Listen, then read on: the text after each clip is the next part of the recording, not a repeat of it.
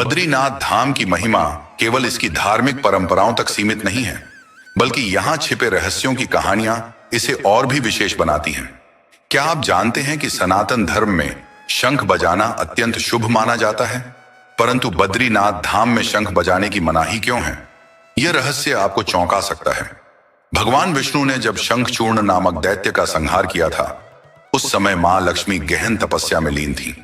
भगवान विष्णु ने मां लक्ष्मी की तपस्या को भंग न करने के लिए शंख नहीं बजाया और तब से बद्रीनाथ धाम में शंख नहीं बजाया जाता। यह परंपरा सदियों से चली आ रही है और आज भी इसका पालन होता है। इसके अलावा मंदिर में जलने वाली अखंड ज्योति का रहस्य भी वैज्ञानिकों के लिए एक पहेली बना हुआ है। मंदिर के कपाट बंद होने के बाद भी यह ज्योति बिना तेल और बाती के निरंतर जलती रहती है। यह बात किसी भी तार्किक व्याख्या से परे है और आज तक इस चमत्कार का कोई वैज्ञानिक स्पष्टीकरण नहीं मिला है। बद्रीनाथ धाम का एक और अद्भुत पहलू है कि इस मंदिर में पूजा करने वाले पुजारी दक्षिण भारत के केरल से आते हैं।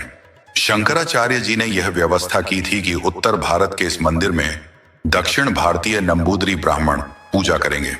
इन रावल पुजारियों को साल में 2 बार स्त्री वेश धारण करके लक्ष्मी जी की पूजा करनी होती है, जो एक अनूठी परंपरा है।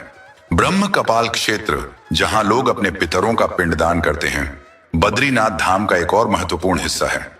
यहां पर पिंडदान करने से पितरों की आत्मा को मोक्ष की प्राप्ति होती है और यह स्थान धार्मिक ग्रंथों में फलदायी तीर्थ माना गया है।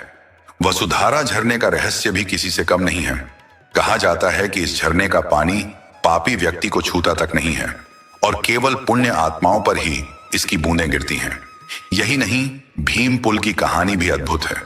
महाभारत काल में भीम द्वारा सरस्वती नदी पर शिला रखकर बनाए गए इस पुल को देखना आज भी एक रोमांचकारी अनुभव है। तप्त कुंड का गर्म पानी, जो सर्द मौसम में भी स्थिर रूप से 54 डिग्री पर रहता है, इसे भगवान सूर्यदेव का निवास स्थान माना जाता है।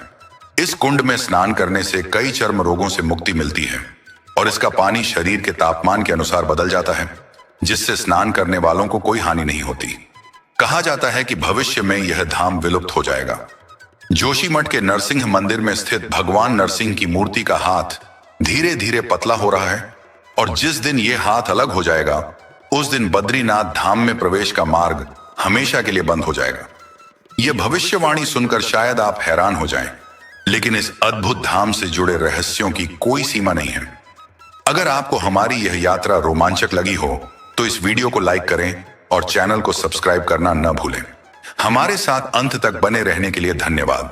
अगले वीडियो में फिर मिलेंगे, तब तक के लिए जय बद्रीनाथ।